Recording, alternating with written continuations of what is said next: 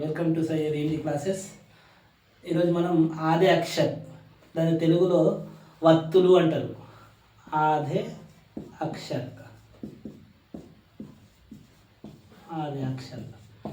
హిందీలో ఆదే అక్షర్ అంటే హిందీలో ఒత్తులను ఈజీగా ఎలా గుర్తుపట్టాలో ఈరోజు నేర్చుకుందాం. వాటిని తెలుగులో వత్తులు లేదా ఒత్తులు అంటాం. దీంట్లో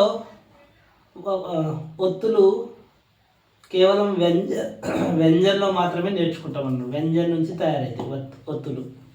వ్యంజన్ అంటే కా నుండి శ్ర వరకు. దీంట్లో 3 రకాల అక్షరాలు ఉంటాయి అన్నట్టు. ఫస్ట్ ఒకటేమో బీచ్ పైర్వాల అక్షర్, అంటే ఇట్లా స్ట్రేట్గా ఉన్న గీత ఏదైతే ఉందో దాన్ని పైర్, కాలు మధ్యలో కాలున్న అక్షరం బీచ్ పైర్వాల అక్షర్. నెక్స్ట్ అంతు పైర్వాల అక్షర్, అంటే చివరికి ఇట్లా కాలులాగా ఉన్నది అంతు పైర్వాల అక్షర్. ఇంకోటేమో బిన్ పైర్వాల అక్షర్. బీచ్ పైర్వాల అక్షర్ మధ్యలో కాలు, అంతు పైర్వాల చివరికి, బిన్ పైర్వాల అంటే కాలు లేని. ఈ 3 రకాల అక్షరాలు ఉంటాయి అన్నట్టు, కా నుంచి శ్రా వరకు. ఎప్పుడైతే ఈ 3 యొక్క టెక్నిక్ ఒకటి చూసుకున్నామంటే వాటి యొక్క ఒత్తులు తయారు చేయడం మనకి ఈజీ అన్నట్టు. ఉదాహరణకు బీచ్ పైర్వాల అక్షర్, మధ్యలో కాలున్న అక్షరాలను వత్తుగా మార్చాలంటే ఏం లేదు, సింపుల్గా కా అని ఉంటే దీన్ని ఈ చివరిని కట్ చేస్తామంటే దాన్ని ఒత్తు అయిపోతుంది, కా ఒత్తు అయిపోతుంది. అట్లాగే ఇట్లా బీచ్ పైర్వాల మధ్యలో కాలున్న అక్షరాలు 2 ఉన్నాయి, ఒకటి కా ఇంకోటి ఫా. దీంట్లో కూడా ఈ ఫా అక్షరము ఈ చివరిన తీసేస్తే అప్పుడు అది ఫా వత్తుగా మారిపోతుంది. అట్లా చివరి కాలున్న అక్షరం అంటే అంతు పైర్వాల అక్షరం. ఇట్లాంటి మనకు అనేకం ఉన్నాయి. దాంట్లో ఏది తీసుకున్నా, ఫస్ట్ గా తీసుకున్నా, ఘా, చ, జ, ఝ, ఇన్య,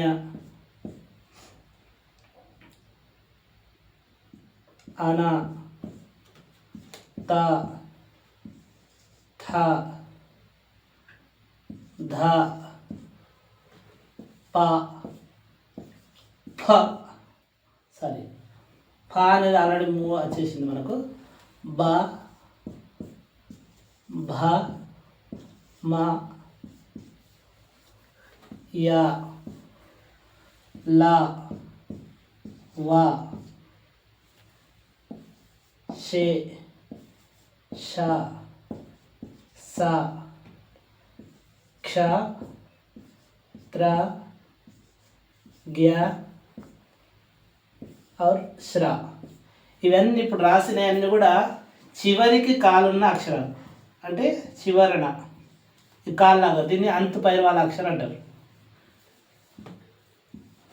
ఈ అంతు పైర్వాల అక్షరంను వత్తుగా మార్చాలంటే కేవలం ఈ అక్షరం యొక్క ఈ కాలు ఏదైతుందో దాన్ని తీసేస్తే అది ఒత్తుగా మారిపోతుంది. ఉదాహరణకు కా ఒత్తు అయిపోయింది, గా ఒత్తు, ఘా ఒత్తు, చా ఒత్తు. ఇట్లా ప్రతిదీ కూడా అంతే.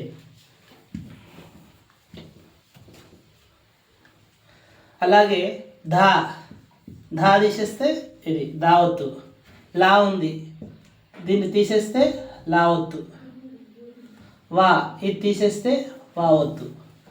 జా దీన్ని తీసేస్తామంటే జా ఒత్తు. దీన్ని ఝ తీసేస్తే ఝా ఒత్తు. ఇలా ప్రతి దాంట్లో కూడా చివరన ఉన్న కాలుని తీసేస్తే అది వత్తుగా మారిపోతుంది, వత్తుగా మారిపోతుంది.